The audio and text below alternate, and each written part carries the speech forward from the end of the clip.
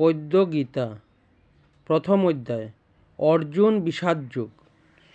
ধৃতরাষ্ট্র কহিলেন, ধর্মক্ষেত্রে কুরুক্ষেত্রে করি আগমন, কি করিল মম পুত্র পাণ্ডুপুত্রগণ, কি কার্য করিল তারা বল হে সঞ্জয়, কৌরব পাণ্ডবের শূন্য সমুদয়। সঞ্জয়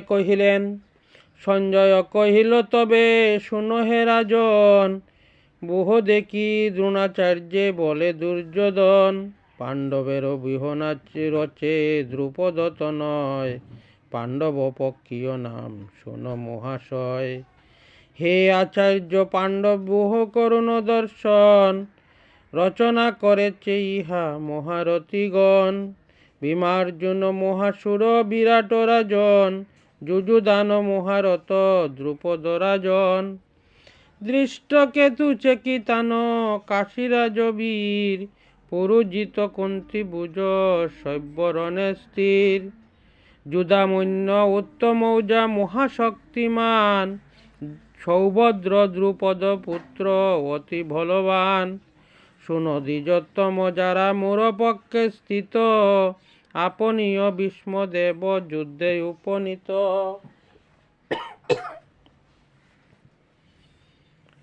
কর্ণয় সমিতিঞ্জয় কৃপাচার্য আছে, অশ্বত্থামা সোমদত্ত বিকর্ণ রয়েছে, বুরিশ্রবা জয়দ্রথ আরো বীরগণ, মোর লাগি পারে তারা তেজিতে জীবন, ভীষ্ম সুরক্ষিত মোর অপর্যাপ্ত বল, হে আচার্য দেখো পাণ্ডবের সৈন্যদল, পাণ্ডবের সৈন্যদল ভীম সুরক্ষিত, যুদ্ধক্ষেত্রে উপস্থিত সৈন্যদল যত, হে আচার্য অতঃপর লয়ে বীরগণ, যথাস্থানে থাকি ভীষ্মে করুণ রক্ষণ, দুর্যোধন তৃপ্তি লাগি ভীষ্ম সেই ক্ষণে, সিংহনাদ করি শঙ্খ বাজায় সগণে,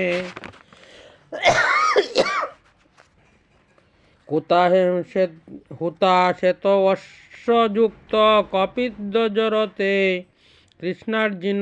কৃষ্ণার্জুন শঙ্খধ্বনি করে আনন্দেতে, পাঞ্চজন্য দেবদত্ত এই শঙ্খদয়, বাজালেন ঋষিকেশ আর ধনঞ্জয়, 15 শঙ্খ বাজালেন ভীম মহাবীর, অনন্ত বিজয় শঙ্খ বাজান যুধিষ্ঠির, সুঘোষ নামেতে শঙ্খ নকুল বাজায়, সহদেব মণি পুষ্প আনন্দে বাজায়, কাশীরাজ শিখণ্ডীয় দৃষ্টদ্যুম্ন বীর, বিরাট পরাজেয় সাত্যকী মহাবীর, দ্রুপদ দ্রৌপদ সবে শঙ্খধ্বনি করে, সেই শব্দে দুর্যোধন খাপে তরে থরে, রণক্ষেত্রে পার্থবীর চারিদিকে চায়, ধনুর্বাণ ধরি হস্তে শ্রীমাধবে কয়।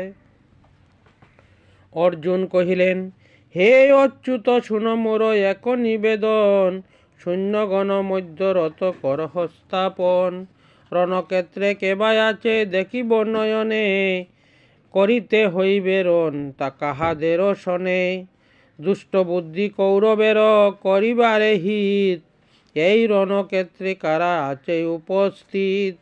সঞ্জয় কহিলেন, পার্থ মন আশাপূর্ণ করিবার তরে, রথ স্থাপিলেন কৃষ্ণ সেনার মাঝারে, কৃষ্ণ বলে দেখো পার্থ তব সম্মুখেতে, ভীষ্ম দ্রোণ বীর আদি দুর্বার রণেতে, আচার্য মাতুল ভ্রাতা পুত্র পৌত্র সখা, শ্বশুর শাশুর বান্ধব করি সবে যায় দেখা, দেখিয়া অর্জুন সব আত্মীয় স্বজন, বিষণ্ণ বদনে পার্থ কৃষ্ণপতিগণ।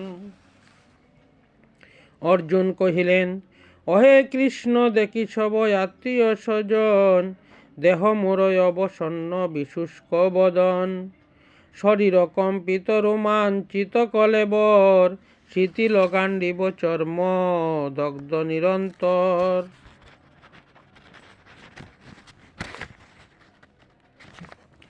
না পারি তিষ্ঠিতে সখা বিভ্রান্ত এমন, চারিদিকে হে মাধব দেখি দুর্লক্ষণ, স্বজন দংশেতে কৃষ্ণ মঙ্গল দেখি না, যুদ্ধ জয় রাজ্য আমি কিছুই চাহি না।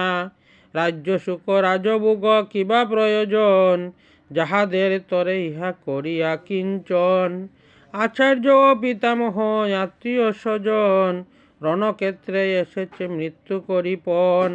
বদিলেও মুরে আমি না পারি বদিতে, ত্রিভুবন যদি পাই না পারি করিতে। ধৃতরাষ্ট্রপুত্রগণে নাসিয়া কি ফল, এই চিন্তা করি মন হতেছে চঞ্চল। বদিলে এ যুদ্ধে ধৃতরাষ্ট্রপুত্রগণে, ডুবিব পাপেতে শান্তি পাব না জীবনে। কৌরবগণের চিত্ত যদি লুব্ধ হয়, কুলক্ষয় পাপে তারা নাহি করে ভয়। বিচার করিয়া মোরা কেন না দেখিব, কুলক্ষয় পাপ হেতু নরকে ডুবিব। কুলক্ষয়ে কুলধর্ম ধ্বংস হয়ে যাবে, ধর্ম নাশে বংশ মধ্য অধর্ম আসিবে।